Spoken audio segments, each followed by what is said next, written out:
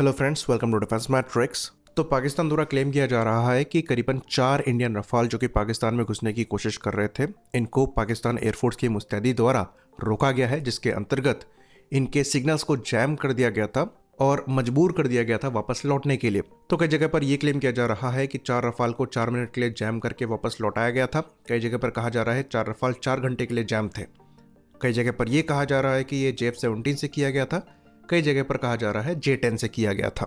कई जगह पर कई क्लेम चल रहे हैं। इवन इंडियन मीडिया द्वारा इस न्यूज़ को पिक करके दिखाया जा रहा है, पर उसको वेरीफाई नहीं किया गया है इंडियन एयरफोर्स से। वो पाकिस्तानी क्लेम पर ही इस चीज़ को दिखा रहे हैं।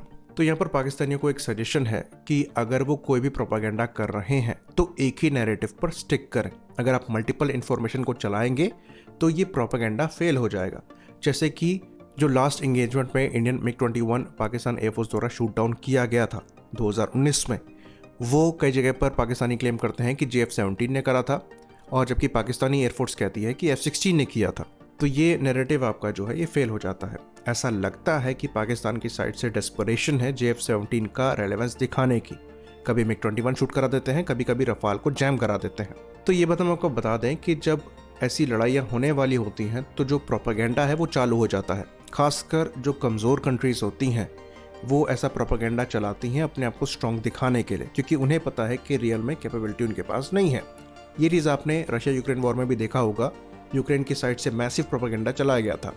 घोस्ट ऑफ यूक्रेन की स्टोरी तो हम सब जानते हैं। एक पुराने MiG-29 से उन्होंने मल्टीपल रशियन एसेट्स को शूट डाउन कर दिया था। सेम चीज़ यहाँ भी हो रही है। इनका JF-17 इनकी बैकबोन है, जैसा कि हमने एक्सप्लेन किया है। कैपेबिलिटी में ज़्यादा कैपेबल नहीं है, और जो रफाल है ये इंडियन एयरफोर्स का प्राइज पोजीशन है, यानी कि सबसे ज़्यादा कैपेबल एयरक्राफ्ट है। तो यहाँ पर ये दिखाने की कोशिश कर रहे हैं कि हमारी जो बैकबोन है वो इतनी कैपेबल है कि आपके प्राइस पोजीशन को, यानी कि आपके स्ट्रॉन्गेस्ट एयरक्राफ्ट को चैलेंज कर रही है। जबकि रियलिटी इससे काफ़ी अलग है। ये टेक्निकली भी पॉसिबल नहीं है, जो हम इस वीडियो में एक्सप्लेन करेंगे, और वो भी काफ़ी ज़्यादा डिटेल में। कोशिश करेंगे कि जो टेक्निकलिटीज़ हैं उनको जितनी आसान भाषा में समझा सकें समझाएं, लेकिन उसके बाद भी आपके पास चॉइस है। आप AI सर्च या फिर गूगल को यूज़ करते हुए दी गई इन्फॉर्मेशन को वेरीफाई कर सकते हैं। तो ये जो पाकिस्तानी देख रहे हैं उनके लिए भी है। आप भी ये काम कर सकते हैं। अगर आप क्वेश्चन करना चाहते हैं टेक्निकलिटीज़ को, फैक्ट बेस्ड आप क्वेश्चन करेंगे तो कोई गलती भी होगी हम एक्सेप्ट करेंगे, लेकिन वो फैक्ट बेस्ड होना चाहिए। तो चलिए अब इनका पहला क्लेम ले लेते हैं कि इन्होंने JF-17 से रफाल को जैम किया है। तो JF-17 जो इनके द्वारा यूज़ किया जाता है उसमें भी हम कह देते हैं कि चलिए ब्लॉक 3 है, सबसे एडवांस वेरिएंट है। तो ये as a self protection jammer KG-600 jammers को इस्तेमाल करते हैं, जो कि चाइनीज़ डेवलप्ड जैमर है, या फिर ECM electronic counter measure pods हैं, जो कि J-10CE और JF-17 दोनों में इस्तेमाल होते हैं, जो कि पाकिस्तान एयरफोर्स द्वारा इस्तेमाल किए जाते हैं। तो यहाँ पर जो आपको पहली चीज़ समझनी है वो ये है कि ये सेल्फ प्रोटेक्शन जैमर है, एस्कॉर्ट जैमर नहीं है। सेल्फ प्रोटेक्शन जैमर होने की वजह से इनकी कैपेबिलिटी पहले ही लिमिट हो जाती है। ये जो एयरक्राफ्ट इन्हें कैरी कर रहा है उसको बचाने के लिए इस्तेमाल किए जाते हैं, आपके पूरे ग्रुप को बचाने के लिए नहीं यूज़ किए जाते हैं। बाकी KG-600 एक कन्वेंशनल जैमर है, AESA जैमर नहीं है।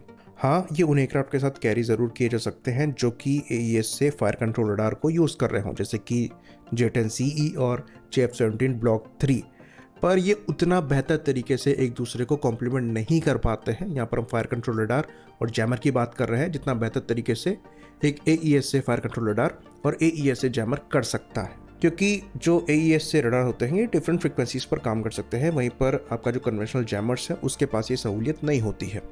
तो ये आपके रडार के साथ भी इंटरफेरेंस कर सकते हैं, इसलिए प्रेफरेंस ये होता है कि AES से फायर कंट्रोल रडार के साथ AES से जैमर्स को इस्तेमाल किया जाए। तो यहाँ पर अभी काफ़ी नए व्यूअर्स आ गए हैं, जो पुराने हैं रेगुलर है उनको याद होगा कि हमने जब तेजस मार्क 1A को नए जैमर्स के साथ देखा था और बताया था कि कैसे ये नया ELL-8222SB जैमर है, जिसे स्कॉर्पियस SPJ कहा जाता है, जो कि एक AESA जैमर है जिसे तेजस मार्क 1A से लगाया गया है, क्योंकि वहाँ पर AESA फायर कंट्रोल रडार को इस्तेमाल किया जा रहा है ताकि ये दोनों आपस में बेहतर कोऑर्डिनेशन कर सकें। जबकि पहले कन्वेंशनल जैमर्स को इस्तेमाल किया जाता था जो कि ELL-8222 थे। इसके कॉन्ट्रास्ट में पाकिस्तान के साथ ऐसा केस नहीं है। जो नॉन जैमर सर्विस में है पाकिस्तान एयरफोर्स की, जो कि JF-17 ब्लॉक 3 और J10CE के साथ इस्तेमाल किया जाता है। ये पुराने चाइनीज KG-600 जैमर्स हैं। तो ये कन्वेंशनल जैमर्स AES रडार को जैम एफिशिएंटली नहीं कर सकते। तो रफाल RB-E2 AES रडार को यूज करता है, जो कि एक gallium arsenide based AES radar है। और क्योंकि ये AES रडार है तो ये अपनी फ्रीक्वेंसीज को चेंज कर सकते हैं। तो बेसिकली 3 तरीके की जैमिंग टेक्निक्स को इस्तेमाल किया जाता है। पहली होती है डिजिटल रेडियो फ्रीक्वेंसी मेमोरी यानी कि DRFM। इसके अंतर्गत क्या होता है कि जो एनिमी का रडार सिग्नल आ रहा है उसे रिकॉर्ड किया जाता है, फिर मैनिपुलेट किया जाता है और सोफिस्टिकेटेड डिसेप्टिव सिग्नल्स बनाए जाते हैं जो कि एनिमी के सामने फॉल्स टारगेट को रखते हैं। तो बेसिकली आपको लग रहा है कि टारगेट दिख रहा है बट वो एक्चुअल टारगेट नहीं होता है। तो कन्वेंशनल जैमर AES के सामने ये टेक्निक अप्लाई नहीं कर सकता है, क्योंकि जैसे कि हमने बताया AES एक ही फ्रीक्वेंसी पर काम नहीं करते। दूसरी जो टेक्निक है ये है एक्टिव कैंसलेशन की। इसके अंतर्गत क्या होता है, जो एयरक्राफ्ट इन जैमर्स को कैरी कर रहा होता है उसके हिसाब से इलेक्ट्रोमैग्नेटिक सिग्नल को टेलर किया जाता है, जो कि इनके मेन फायर कंट्रोल रडार के सिग्नेचर को मास्क करता है एनिमी के सिग्नल से इंटरफेयर करते हुए, जो खुद को बचाने के लिए तो इफेक्टिव है, बट अगेन अगर AES रडार यूज़ किया जा रहा हो वो भी LPI मोड में, तो ये उतना कारगर साबित नहीं होता है। अब LPI मोड क्या है इस पर भी हम बात करेंगे। बाकी तीसरा जो जैमिंग मोड है ये नॉइस जैमिंग है। अब इसके अंतर्गत क्या होता है, जो जैमर है वो हाई पावर नॉइस को जनरेट करता है ताकि एनिमी का रडार कंफ्यूज हो जाए। अब ये सबसे कम इफेक्टिव टेक्निक मानी जाती है और ये सबसे ज़्यादा रिस्की भी है। इसके पीछे रीज़न ये है कि जो missile home on jam mode के साथ आती हैं उनके लिए ये टारगेट बन जाता है। जहाँ से जैमिंग सिग्नल आ रहे हैं मिसाइल को खाली वही फॉलो करना है और जो एयरक्राफ्ट है उसे टारगेट करना है। तो ये 3 मेन मोड्स होते हैं जैमिंग के।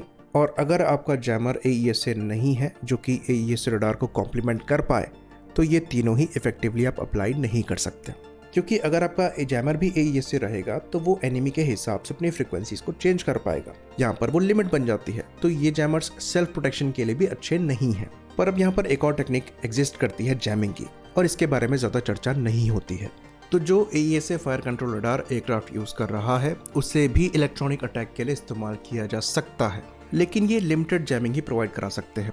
जैसे कि जो F-22 रैप्टर का AN/APG-77 रडार है और F-35 का AN/APG-81 रडार है, ये एनिमी के कम्युनिकेशन सिस्टम को जैम कर सकता है नॉइस और डिसेप्टिव सिग्नल्स को फ्लड करके। वहीं पर जो यूरोफाइटर का कैप्टर E AES रडार है इसमें तो डेडिकेटेड इलेक्ट्रॉनिक अटैक मोड दिया गया है, पर ये लिमिटेड कैपेबिलिटी इसलिए है क्योंकि जैमिंग के लिए आपको प्रोलॉन्ग्ड सस्टेन एनर्जी आउटपुट चाहिए होता है। वहीं पर नॉर्मली रडार की जो फंक्शनिंग है वो प्रोलॉन्ग जैमिंग के हिसाब से नहीं है। वहीं पर अगर आप जैमिंग टेक्निक्स को इस्तेमाल करेंगे तो टारगेट डिटेक्शन आपके लिए मुश्किल हो जाएगा।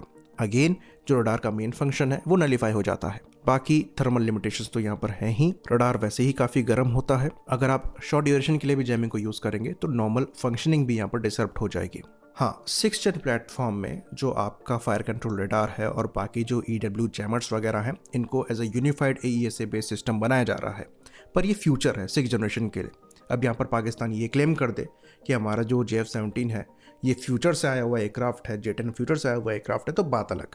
क्लेम वो कुछ भी कर सकते हैं। खैर, जैसा कि हमने बताया कन्वेंशनल जैमर्स को यूज़ करना या फिर अपने फायर कंट्रोल रडार को एज ए जैमर यूज़ करना, दोनों में लिमिटेशंस हैं, स्पेशली AES रडार के अगेंस्ट में। अब रफाल जैसे कि हमने बताया RB-E2 AES रडार को यूज़ करता है। तो AES रडार की 3 बड़ी खासियत है जो कि उनको जैमिंग के अगेंस्ट में मेजर एडवांटेज देती हैं। पहला है फ्रीक्वेंसी एजिलिटी, यानी कि अपनी फ्रीक्वेंसीज को चेंज करना, ये हमने बताया। दूसरा है लो प्रोबेबिलिटी ऑफ इंटरसेप्ट। तो जैसा कि यहाँ पर नेम सजेस्ट कर रहा है, इसके अंतर्गत रडार सिग्नल्स को इंटरसेप्ट कर पाना काफ़ी ज़्यादा मुश्किल हो जाता है। जो नॉइस आ रही हैं ये उनके बीच में ही अपने आप को डिस्गाइज करते हुए टारगेट को ट्रैक कर सकता है, और जो टारगेट का रडार वार्निंग रिसीवर्स है उनको भी पता नहीं लगता है कि उनको ट्रैक किया जा रहा है, तो RWR वार्निंग भी आपको नहीं मिलती है। तो बेसिकली इस मोड में हाई ड्यूटी साइकिल का इस्तेमाल किया जाता है, पीक पावर भी कम होती है। तो ये LPI मोड एक्चुअल में कैसे काम करता है इस पर अगर हम जाएंगे तो चीज़ें और ज़्यादा कॉम्प्लेक्स हो जाएंगी। फिर हमें wide bandwidth, frequency hopping, power management वगैरह सब कुछ डिस्कस करना पड़ेगा।